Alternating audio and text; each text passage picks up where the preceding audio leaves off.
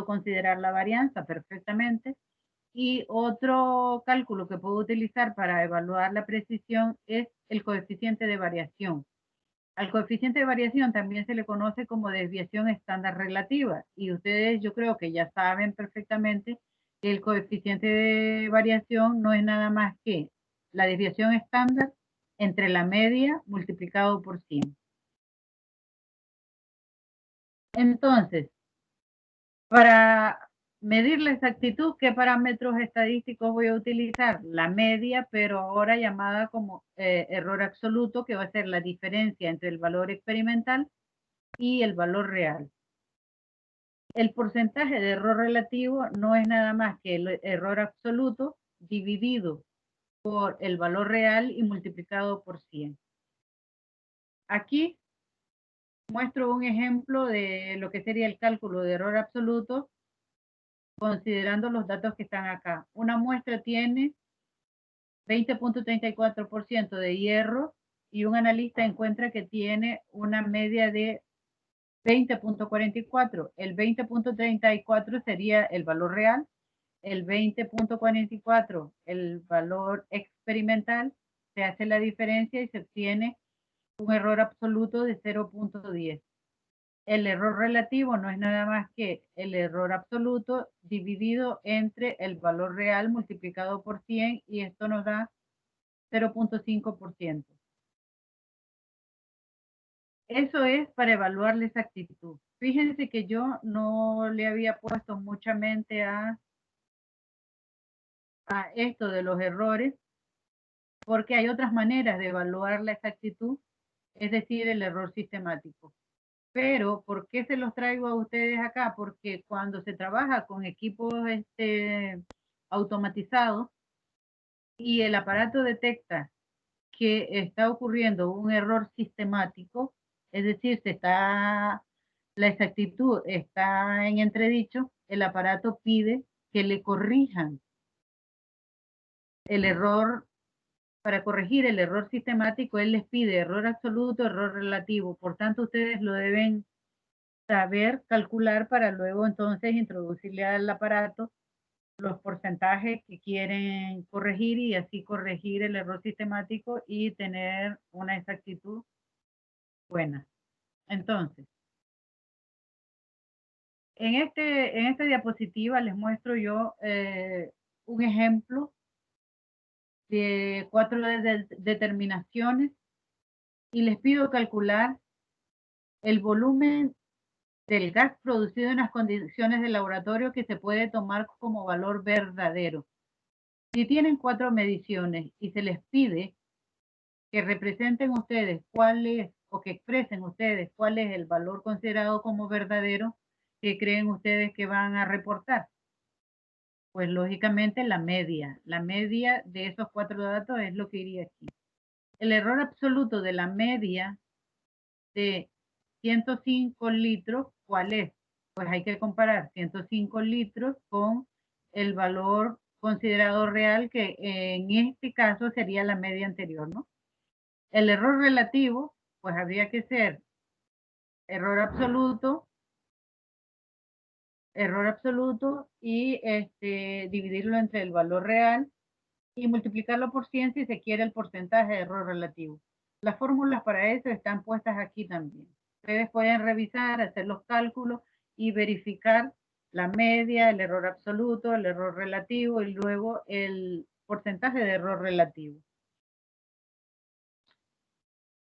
Es bastante común que cuando se están trabajando con datos numéricos se hablen de cifras significativas. ¿Qué son las cifras significativas? Las cifras significativas son todas las cifras ciertas más la primera incierta. Entonces, en este ejemplo, en el que se muestra gráficamente dos probetas con diferentes escalas de medida, fíjense ustedes que aquí se tiene el 40 y luego el 50 por acá, por tanto, cada una de las líneas es de 1 mililitro.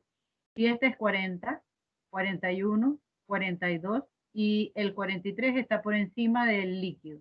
Entonces, estamos seguros del 40, del 41 y del 42. Y luego nosotros estimamos que el volumen del líquido está en 42.4, se lee acá. ¿Con cuántas cifras significativas nosotros estamos expresando ese valor? Pues lo estamos expresando con 3 cifras significativas, porque estamos seguros de las 2 primeras, es decir, estamos seguros que es 42, pero estimamos que está en el punto 4. Entonces, 3 cifras significativas, 2 ciertas y una incierta. Ahora veamos en el otro caso, acá. La división de la probeta está 42 y 43. O sea que cada una de las divisiones acá es de 0.1 mililitros. 42.1, 42.2. ¿Ve? Estamos seguros del 42.2 y estimamos que el volumen está entre 0.20 y tanto y 0.3. Entonces, decimos 42.24. Estamos dando la lectura de ese volumen con 4 cifras significativas. Estamos seguros de las 3 primeras y estimamos la última. Eso con respecto a la lectura de este volumen, cifras significativas. Veamos a este otro ejemplo. Si se emplea una balanza que tiene una apreciación de 0.01 gramos y nuestro valor registrado en la balanza es de 0.25, entonces no podemos reportar 0.250. ¿Por qué? Porque estaríamos exagerando. Si nuestra balanza dice que 2 cifras ciertas y una incierta, no podemos reportar una tercera nosotros, porque sería el valor correcto 0.25. ¿Ves? La incertidumbre en nuestra balanza está en el segundo dígito. Por tanto, a los gramos que vamos a escribir no le podemos poner un tercer dígito. La lectura correcta de nuestra medida sería 0.25 gramos. En este otro ejemplo, en el que en una determinación de concentración se obtienen los siguientes valores y tenemos 1, 2 y 3 valores. El promedio de estas 3 lecturas que está acá es 61.555, nos da la calculadora, y una desviación estándar de 0.069, resultado de la calculadora.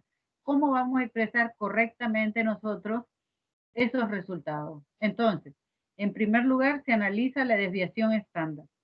La desviación estándar se debe reportar con un solo número que sea diferente de 0. Si aquí tenemos 2 números, el 6 es el primer número diferente de 0, pero resulta que el número que le sigue es mayor que 5. Siempre que tengamos un número que vayamos a descartar, lo vamos a analizar primero. Si es igual o mayor que 5, redondeamos al inmediato superior el número que le antecede. Si el número que le sigue, al que queremos dejar, es menor que 5, entonces descartamos normal sin redondear.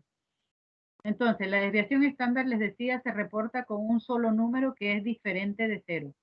Esta desviación estándar, con lo que les he dicho, entonces, la manera correcta de reportarla sería 0.07. Considerando la desviación estándar, ahora voy a redondear la media. La media que me da la calculadora es 61.555. ¿Con cuántos dígitos debo dejar yo esa media? Pues los dígitos que tenga la desviación estándar. Tiene 2 decimales. Por tanto, el reporte de mi media debe contener 2 decimales. Y el valor correcto sería 61.56, más o menos su desviación estándar. Eso de cifras significativas y redondeo. Muy bien. Aquí tengo un experimento realizado por 4 analistas En este experimento iban a titular una concentración en la que iban a gastar 10 mililitros de solución. El valor real aquí son los 10 mililitros de solución que iban a gastar. Y el analista A obtiene en sus 5 réplicas que hizo, obtiene una media, la media son las de color amarillo, de 10.10 y una desviación estándar de 0.016. El analista B hace sus determinaciones, aquí están sus resultados, tiene una media de 10.01 y una desviación estándar de 0.17. Y así sucesivamente. El analista C obtiene una media de 9.90 con una desviación estándar de 0.2. Y el D, acá están sus resultados con una media de 10.01 y una desviación estándar de 0.03. Ahora, si el valor real es 10, ¿cuál de los 4 analistas creen ustedes que es exacto? Pues para saber cuál de ellos es exacto, sin leer lo que está aquí expuesto ya, hay que comparar la media con el valor real. Si el valor real es 10 y comparan la media de este, del A, del B, del C y del D, ¿cuáles determinan ustedes que son exactos? Son las medias que se parezcan al valor real. Por supuesto, B y D. ¿Por qué? Porque D ya está más alejado y C también. ¿Cuáles son precisos? Pues para saber la precisión o para evaluar la precisión tengo que analizar la desviación estándar. De los 4 de ellos, ¿cuáles tienen menor desviación estándar? A y D. Vean que la desviación estándar de C y B son mayores, por tanto, estos analistas se consideran imprecisos y A y D se consideran precisos. Ahora, estos datos que están acá los puedo representar yo gráficamente en gráficos que se llaman cartas controles o diagramas de Shewar, no sé cómo se llama, y puedo hacer el análisis también de la precisión y la exactitud. Observen ustedes, la media es el valor real y tengo límite superior y límite inferior en cada uno de los casos. Los datos del analista A, esto corresponde al analista A, todos los datos están por encima de la media en el límite superior y tengo datos que incluso se salen. ¿ves? Entonces, observando gráficamente esto, que pueden decir ustedes que el analista A no es exacto, porque si fuera exacto, estuvieran los resultados por encima y por debajo de la media. Así como se muestran los resultados del analista D. El analista D sí es exacto, ¿ves? Porque sus resultados están por encima y por debajo de la media. La media del analista D queda justo por encima de la media. Entonces, el analista D sí es exacto. El analista A no es exacto. Veamos el analista B. Este corresponde al analista B. Vean los datos de B. La media de los datos del analista B queda exactamente por encima de la media. La media del analista B es 10.01.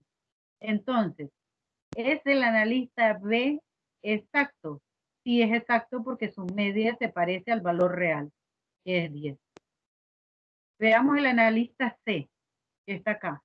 El analista C es exacto en sus resultados. No es exacto en sus resultados porque la media de sus resultados se alejan de el valor real que es 10. La media de él es 9.9 y quedaría por aquí justamente en el límite inferior. Entonces, de esa manera se puede analizar exactitud gráficamente. Analicemos la precisión ahora. Gráficamente, utilizando los diagramas, controles, para cada uno de los analistas. Veamos el analista A. ¿Es preciso el analista A? Sí, es preciso. Observen ustedes la dispersión de sus resultados. Sus resultados están agrupaditos, ¿ves? La dispersión es mínima, es de 0.01. ¿Y qué cosa es la precisión? Decíamos, es la dispersión de cada uno de sus resultados alrededor de la media. Esto con respecto al analista A. Veamos el analista B. ¿Es preciso el analista B? No, no es preciso porque sus datos están bien dispersos. ¿Eh?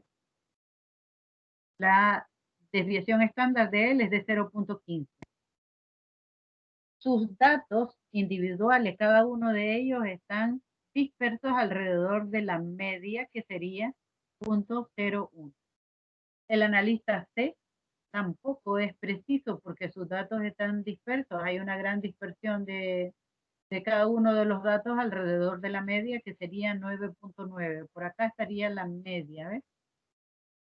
Y el analista D tiene una precisión bastante buena, aunque la precisión del analista D es menor que la precisión del analista A. Ahora, ¿cuál de estos analistas se encuentra libre de errores, entre comillas? Libre de errores quiere decir que tiene buena precisión y buena exactitud. Lógicamente, entonces, que el analista D tiene buena precisión, buena exactitud, no tiene errores. Y el analista A, ¿qué pueden decir del analista A? ¿O a qué conclusión podemos llegar? El analista A, si presenta buena precisión de sus resultados, significa que el error aleatorio es mínimo, pero si no es exacto, quiere decir que hay error sistemático en sus resultados. Si hay error sistemático, el error sistemático se puede eliminar y el analista A puede llegar a estar libre de errores, entre comillas, como el analista D. ¿Qué tipo de error muestra el analista B? El analista B, analizando sus resultados y viendo que lo que se afecta es la precisión, entonces quiere decir que hay un considerable error aleatorio. Error sistemático no hay porque es bastante exacto en sus resultados. Puede eliminar el error aleatorio este analista, el analista B, el error aleatorio no se puede eliminar. ¿Qué ocurre con el analista C?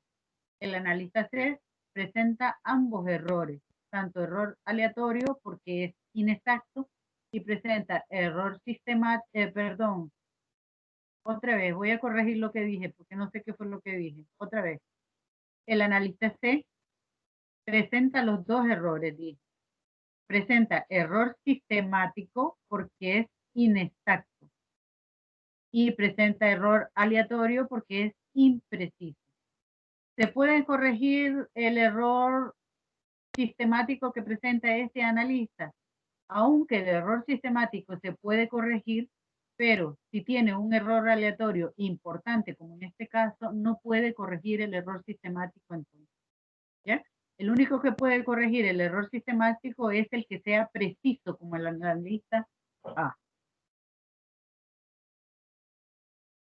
¿Cuáles pueden ser las fuentes de error sistemático? Entonces, si el error sistemático es el importante, es el error que se puede determinar y es el error que puedo eliminar entonces. Las fuentes de errores sistemáticos pueden ser instrumentales, por ejemplo, calibraciones deficientes, pueden ser errores metódicos. Estos errores son difíciles de identificar, pero si no los podemos identificar, matemáticamente podemos nosotros evaluar el error sistemático y disminuirlo o eliminarlo. Y la otra fuente de error sistemático son los errores personales. Normalmente los errores personales ocurren por descuido o falta de atención. Por ejemplo, si están haciendo análisis en el laboratorio, olvídense de estar jugando parche, olvídense de estar whatsappeando. Como ahorita no sé qué estarán haciendo ustedes, pero los errores personales normalmente ocurren por descuido del análisis. Entonces, las fuentes de los errores aleatorios son diversas. Las fuentes de los errores aleatorios pueden ser vibraciones de la mesa de trabajo, variaciones de voltaje, qué sé yo. Las fuentes de errores aleatorios son muchas, pero que suman en un determinado momento se hacen importantes. Las fuentes de errores aleatorios obedecen entonces a una distribución normal. Ustedes de bioestadística ya conocen la distribución normal, una campana, pero ¿cómo vamos a trabajar nosotros con esto?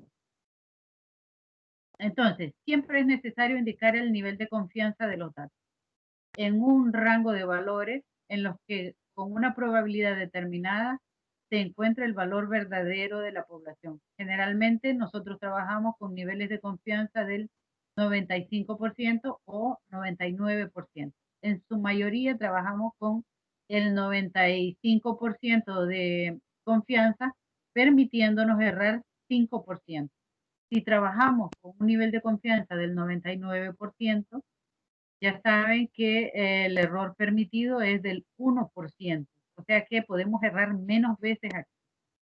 La probabilidad de equivocarnos se llama nivel de significancia y se simboliza por alfa.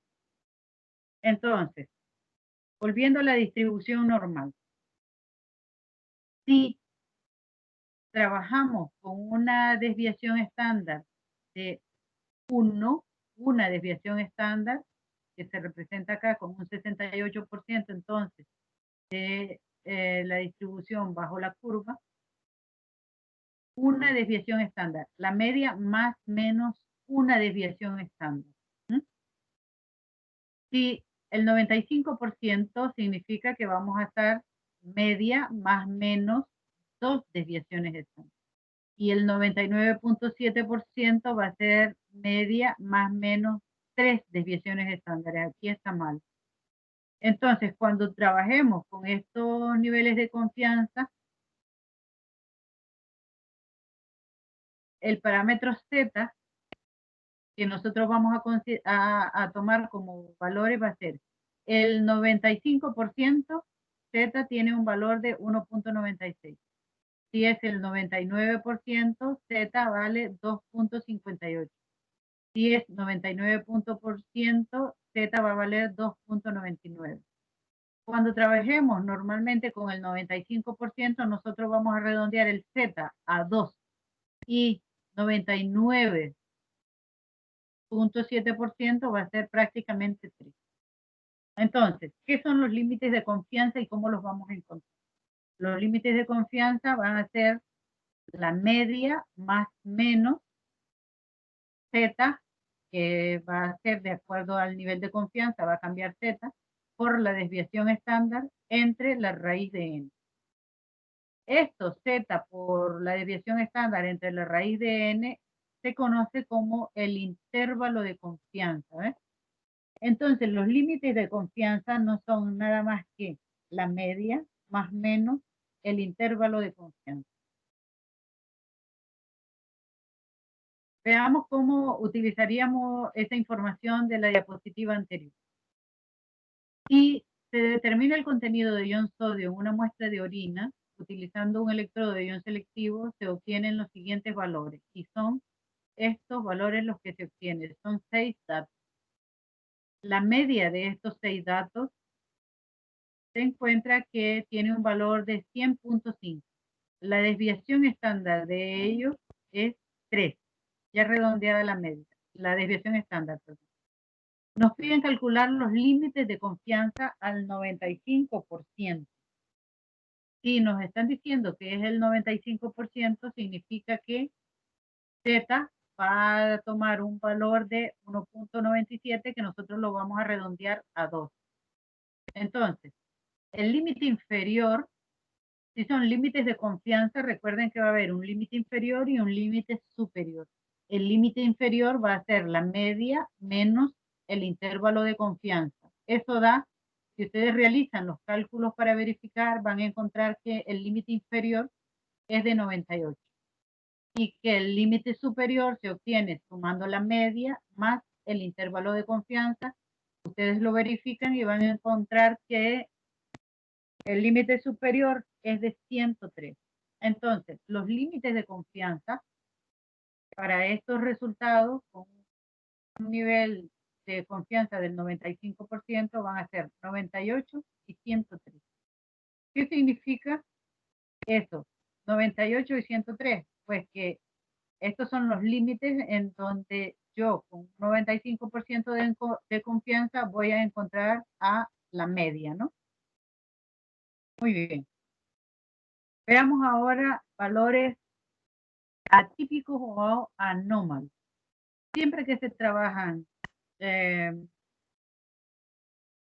resultados o análisis numéricos en el laboratorio, uno a veces se encuentra con datos que parecen erróneos o son valores que debo descartar o que los debo retener para el cálculo de la media. Uno de los problemas en el análisis es manejar esos valores atípicos. ¿Cómo vamos a hacer entonces para decidir si lo retenemos o lo descartamos? Un valor que nosotros creamos que es un valor anómalo. Pues vamos a ver. Existen pruebas de significancia para descartar o retener los valores anómalos. Y una de ellas es la prueba o test Q. Se calcula de la siguiente manera. El valor sospechoso menos el valor más cercano, el valor absoluto, porque puede ser negativa esta diferencia. Entonces, el valor absoluto de la diferencia entre nuestro valor sospechoso y el valor más cercano entre la amplitud de los datos. Es decir, se ordenan los datos de menor a mayor, de mayor a menor, y se hace la diferencia del valor mayor menos el valor menor. Eso sería la amplitud. Se divide entonces la diferencia primera entre la diferencia segunda y se obtiene un valor. Ese valor calculado de Q se compara con un Q de tabla. Este ejemplo que está acá es al 90%. Y Q de tabla, si Q calculado, si el que calculamos nosotros es mayor que el valor tabulado, entonces el dato se descarta. Si el Q calculado es menor que el Q de tabla, entonces el dato se retiene y se incluye para el cálculo de la media y lo demás que uno quiera hacer. Por ejemplo, fíjense bien, en la determinación de ion sulfato en una muestra de agua se obtienen los siguientes resultados. Se hacen 5 medidas y se obtienen estos 5 resultados. Si ustedes analizan, observan los resultados, van a notar que el 6 es un valor que está bastante alejado de los otros, ¿no? Entonces, ese valor fue un valor, este resultado fue por un error graso o no. Lo descarto o lo dejo para el cálculo de la media. Pues vamos a determinar. En primer lugar, dijimos que se ordenan los datos, en este caso del mayor al menor. Se calcula Q. Se calcula Q haciendo la fórmula o aplicando la fórmula que ya se describió anteriormente y se hace el dato sospechoso menos su vecino. El dato sospechoso es el 6 menos el vecino más próximo que es 5.6. Se hace la diferencia entre el dato mayor, y en este caso siempre es nuestro dato sospechoso, menos el menor valor. Entonces, cuando se hace esa relación, se obtiene un valor de 0.40. ¿Qué voy a hacer entonces con este 0.40? Lo voy a comparar con un Q de tabla al 90%. El Q de tabla tiene un valor de 0.64. Entonces, el Q calculado es menor que el Q de tabla, por tanto, el 6, que es mi valor sospechoso, lo retengo, no lo descarto y lo incluyo para el cálculo de la media. De esa manera nosotros vamos a evaluar los valores anómalos o atípicos, aplicando pruebas estadísticas, y esta es una prueba sencilla que se realiza rápidamente. Aquí les muestro yo distintos valores de Q, de tabla, a diferentes niveles de confianza. Aquí aparecen al 90%, al 95% y al 99%, dependiendo del número de determinaciones. Esta prueba estadística se aplica a determinaciones con pocas réplicas. Si ustedes se fijan aquí, miren, llega hasta 10. Por eso se realiza rapidito y se aplica, se analiza, si se desfasa, se retiene el valor. Veamos un segundo ejemplo de valores atípicos o anómalos. En la determinación de la concentración de normalidad de una solución se obtienen estos 4 resultados. Y parece sospechoso el resultado de 0.1015. Lo descarto o lo retengo este valor con un nivel de confianza del 95%. Pues se procede, se ordenan los valores de menor a mayor. En este caso, se hace el cálculo del valor sospechoso menos su vecino más próximo.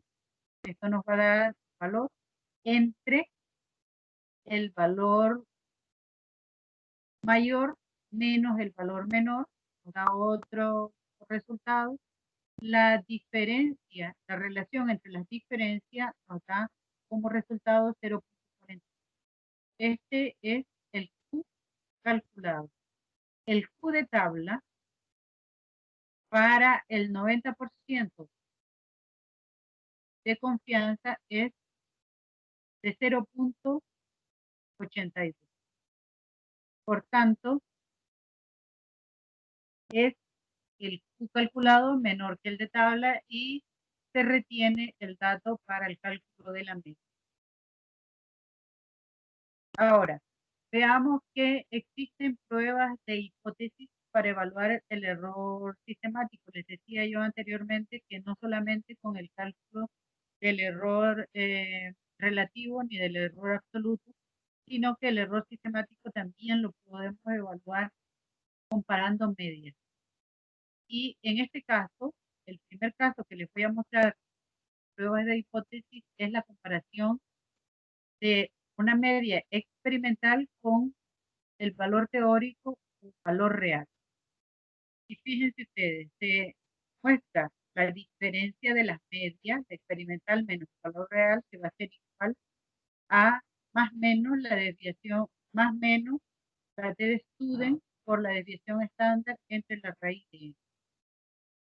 Si la diferencia de las medias, si la diferencia de las medias es mayor que esta parte derecha de la igualdad, significa que hay error sistemático, que la diferencia entre las medias es debida a un error sistemático y no, porque si ustedes se fijan acá, esto es evaluación del error sistemático y esto es evaluación del error aleatorio.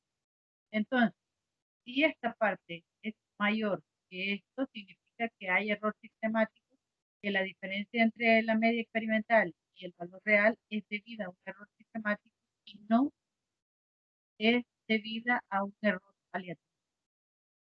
De otra manera, se puede despejar de aquí la T de student, y esta T de student sería una T calculada que ustedes luego pueden comparar con la T de tabla o crítica y van a hacer el siguiente análisis.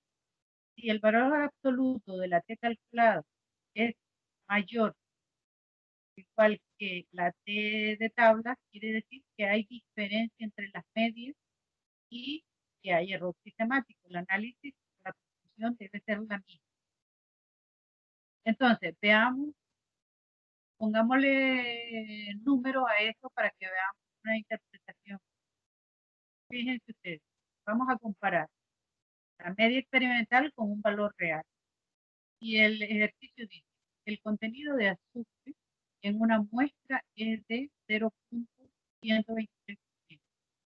La media de 4 análisis fue de 0.116%, una desviación estándar de 0.036. Y nos piden determinar si hay tendencia en los resultados. Cuando digo tendencia, estoy preguntando si hay una desviación de la media con respecto al valor real. Es decir, me están preguntando si hay error sistemático. Entonces, la T calculada aplicando la fórmula anterior, la T calculada da 4.375. Ustedes lo pueden verificar y luego hacer su consulta si tienen. Entonces, T calculada es de 4.375 y la T de tabla es de 3.18. Se hace una comparación y se observa que la T calculada es mayor que la T de tabla, por lo que se concluye que hay tendencia en los resultados, que hay diferencia de media. ¿Qué quiere decir entonces? Que hay un error sistemático que me está alejando a mí la media del valor real. Veamos otra prueba de hipótesis.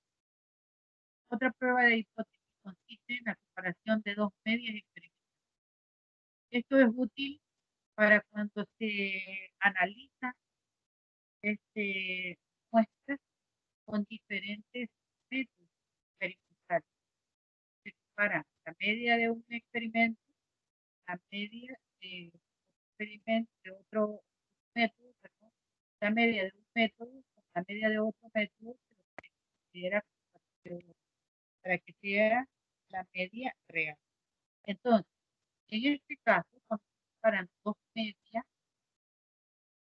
esto es la diferencia debido al error sistemático y esto la diferencia debido al error aleatorio. Pero fíjense ustedes, como se tienen dos series de resultados, la media experimental y la media de tierra, el valor real, entonces la desviación estándar es una desviación estándar ponderada. Ustedes pueden consultar en el web cómo se calcula la desviación estándar ponderada. Entonces, esto es, se estudien por la desviación estándar ponderada por la raíz cuadrada de N1 más N2 por N1 y por N2. Me preguntarán ustedes, ¿qué cosa es N1? ¿Qué cosa es N2? Muy bien, N son el número de repeticiones que se hacen. ¿Por qué 1 y por qué 2? Pues porque tengo dos medias que voy a comparar. Si X experimental es la primer media, esto correspondería entonces al número de repeticiones que se hace para esta media. Y N2 va a ser el número de repeticiones o análisis que se hacen para la obtención de la otra media.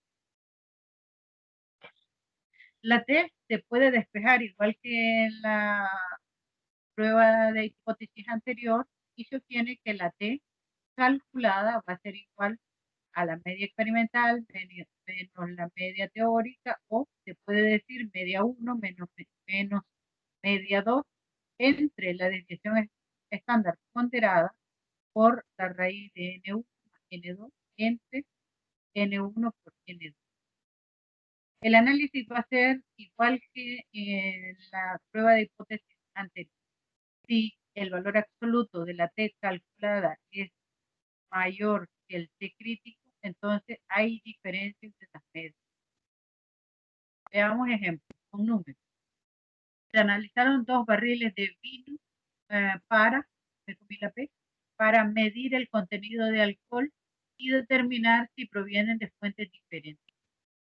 El barril 1 dio una media para 6 análisis de 12.61.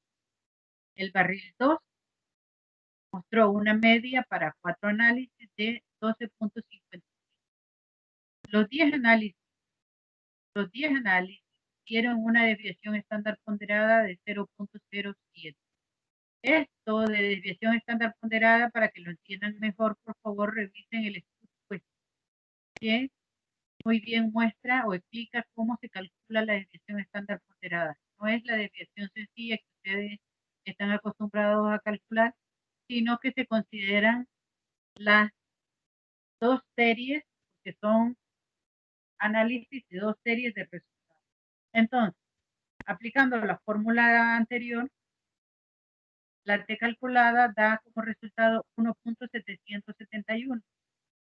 Este 1.771 es menor que la T de tabla. Esto lo iba a poner como subíndice, pero se pasó de tamaño normal, por eso se ve raro. Pero quiere decir T de tabla. La T calculada es menor que la T de tabla, por tanto, significa que no hay diferencia entre las dos medias. Y en este caso, en el caso particular del análisis del contenido de alcohol en 2 barriles de vino, pues se concluye que no hay diferencia entre las medias, por tanto, no hay diferencia en el contenido de alcohol de los barriles.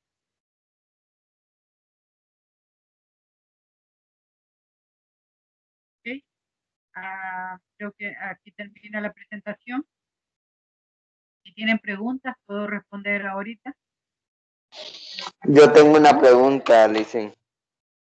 Sí, si no, pueden revisar la información. Sí, permítanme. Si no tienen ¿Me preguntas. escucha? Sí, pero sí, a ver, haga su pregunta. Entonces, como yo calculo o yo tengo el valor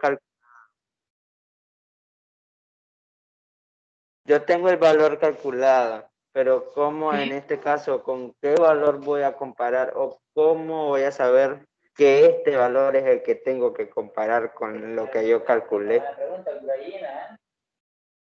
El valor real normalmente se les No da. sé si me Digo entendió. normalmente. Hola. Uno por uno. El valor real normalmente se les da. Y digo normalmente se da porque puede que se les den los límites de confianza. Si se les dan límites de confianza, el valor real va implícito ahí, ¿entienden? Y ustedes pueden extraer el valor real de los límites de confianza. ¿Estamos?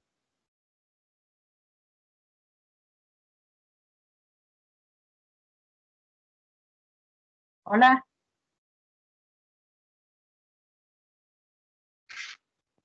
Sí, Yo le tenía una ya lo pregunta. entendí, gracias. Doctora H, yo le tenía una pregunta. En el caso de la S ponderada, ¿también la dan o nosotros también tendríamos que calculársela en el momento de los ejercicios? No, casi siempre yo se las doy porque como es muy engorroso el cálculo, pero es bueno que revisen el SCUT-Web porque cuando ustedes estén en su desempeño profesional, tienen que saber de dónde sale eso. Pero el valor numérico en el seminario puede que ustedes la calculen. Si se les pide en seminario, lo pueden calcular porque la guía de seminario se les da con tiempo. Pero si es para examen, en el examen, lógicamente no van a estar calculando eso que lleva tiempo y se les da el valor numérico de la desviación estándar ponderada. Bueno, muchas gracias. Bueno. ¿Alguien más?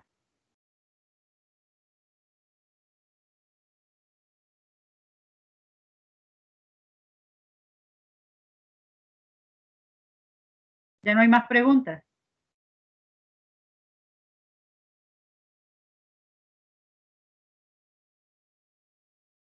Creo que ya no hay, Licen.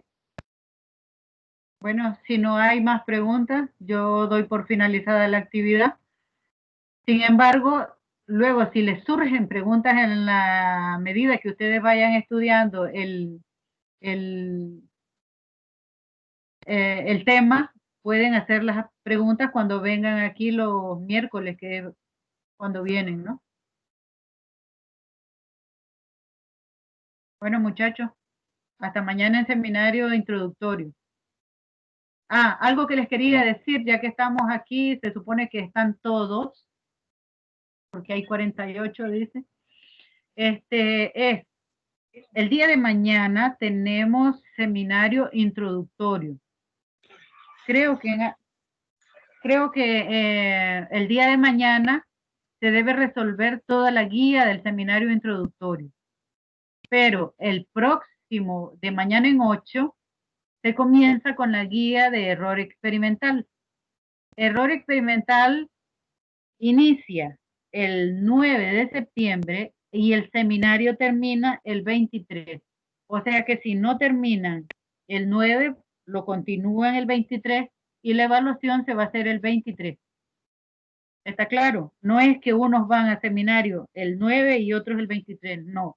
Todos inician el 9 y finalizan el 23 con error experimental. Pero el seminario introductorio mañana se inicia y se termina. ¿Está claro? Sí, está claro. ¿Sí? Y siempre será ahí en la prepa, ¿verdad? La reunión para los seminarios. Sí, la distribución con locales y tutores ya está puesta ahí. Eso siempre se va a respetar. Bueno, profe, gracias. Bueno, ok.